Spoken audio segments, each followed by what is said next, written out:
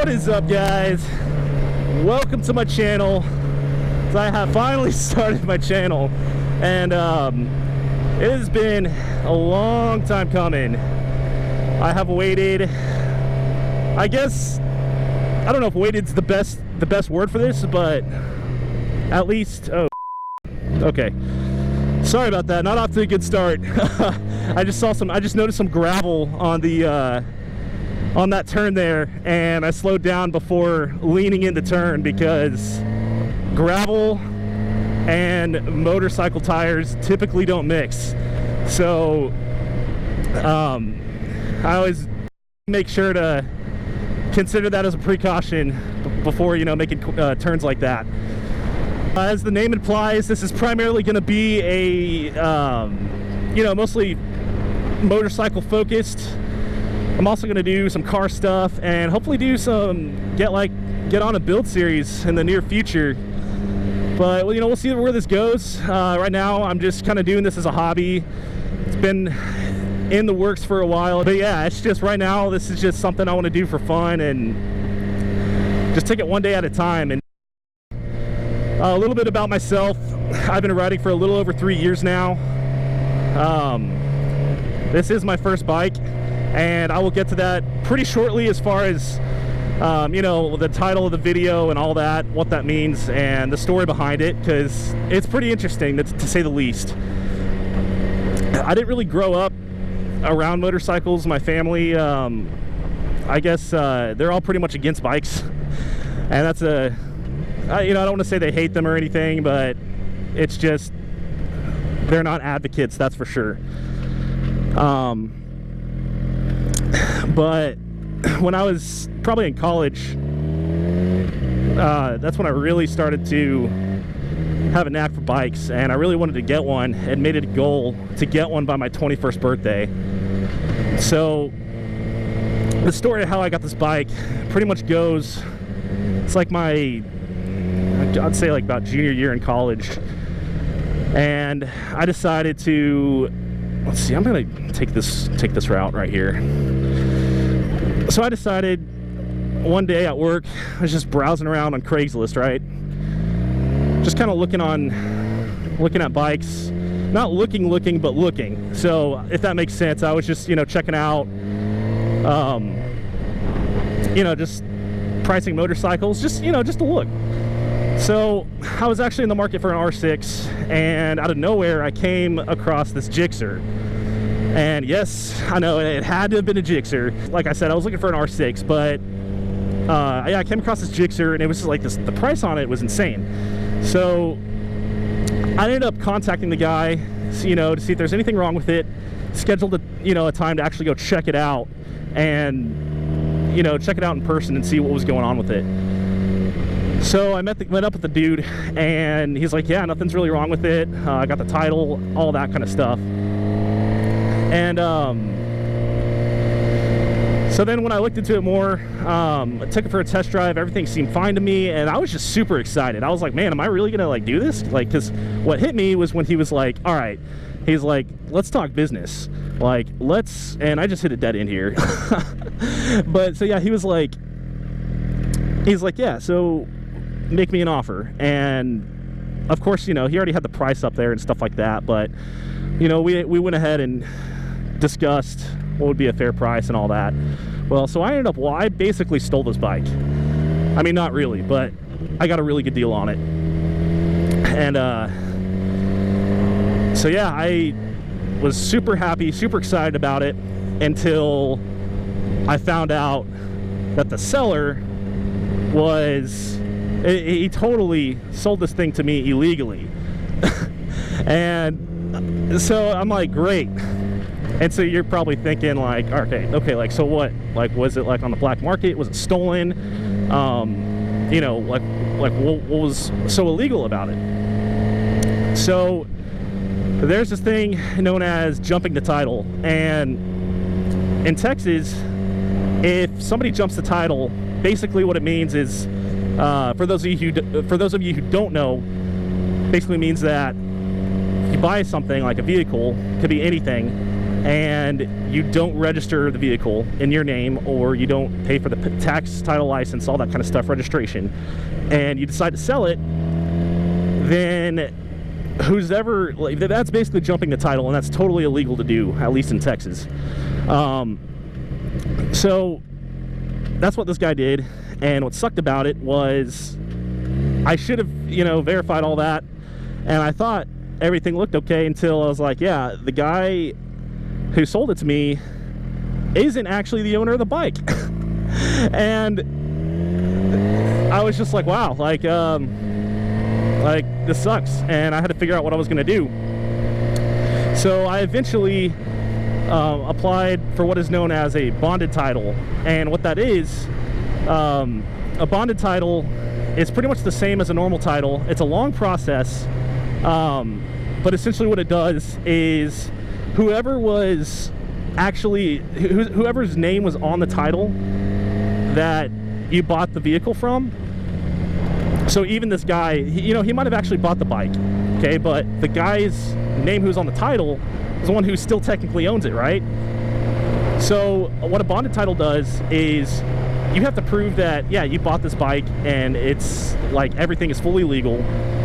And what it does is at any point in time, that guy or the seller, or not the seller, but the guy whose name was on the bike, or the real owner, he can come back at any time and be like, yeah, I want my bike back.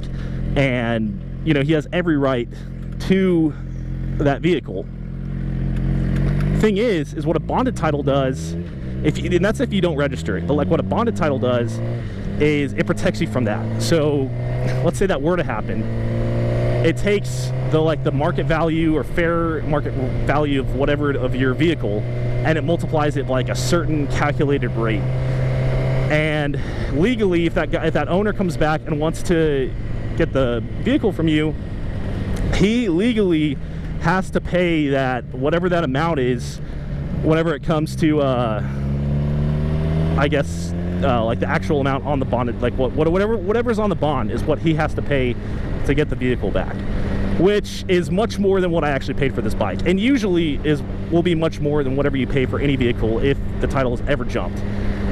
So it's kind of like a win-win. It kind of sucks because it's like, well, like you lose your vehicle, but then at the same time it's like, well, if he really, you know, if that really were to happen, you're making a fat profit. But the likelihood of any of that happening is like slim to none, unless they just really want the vehicle back. But so what I did is I took something that was, and it not my fault at all, because you can totally buy a vehicle in which the title's been jumped. That's fine as long as you get a bonded title for it. So this, like me owning this, is completely legal and is registered in my state, and insured and all that. So it was just that the whole illegal part about it was the guy who sold it to me. So, and what I just explained. But anyway, that's basically the story of how I got this bike. And just in case if any of you guys happen to be going through something similar, like right now, or you're thinking about it, let me know, because I've been there before, and you know, I can totally help you out.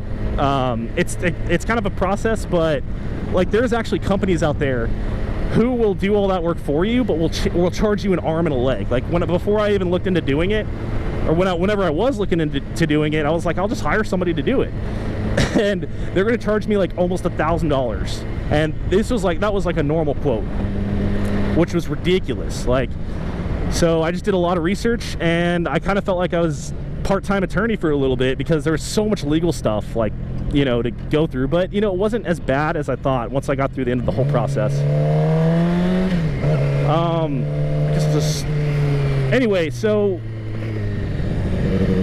with that being said, not to drag on the story, that's pretty much how I got this bike. Since then, believe it or not, I have not dropped it. It's held up really fine. I actually bought it with about 12,000 miles. I put about a little over 10,000. So it's quite a bit, but I have enjoyed every minute of this bike.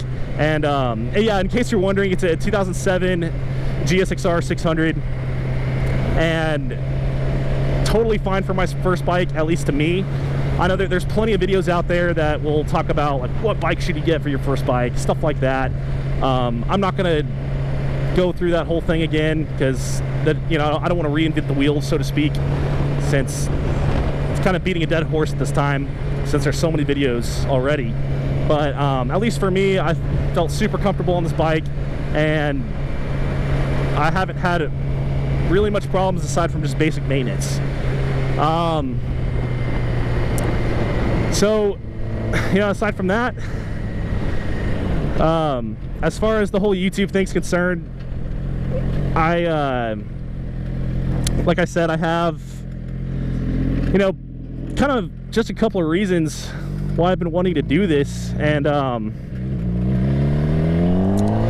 so one of them's personal. Just, I had the idea one day, it was just like, you know what, like, I just want to keep all my videos in one place without completely using up local space on my PC. So I'm like, what better way to you know, use YouTube as a platform to keep all your videos? And then if you're gonna do that, it's like, why not share it? So that was kind of like reason number one.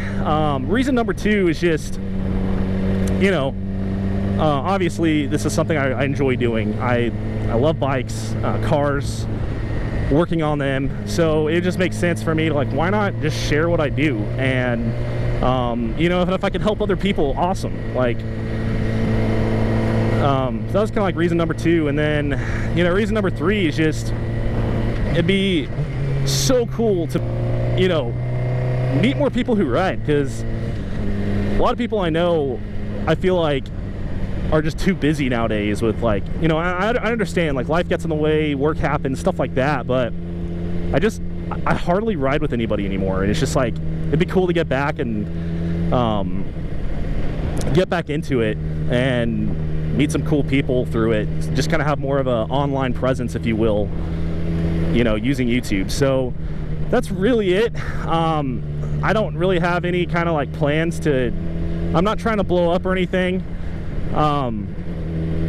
You know, like I said, this is just for fun, for my, just a hobby. But, you know, I do want to make it fun. I do want to do some things in the future, and not just bikes, but like I said, cars. It's pretty much all I wanted to do for this video. So yeah, if you guys let me know what you think.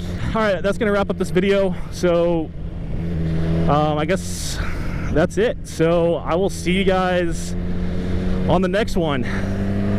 All right, peace, guys.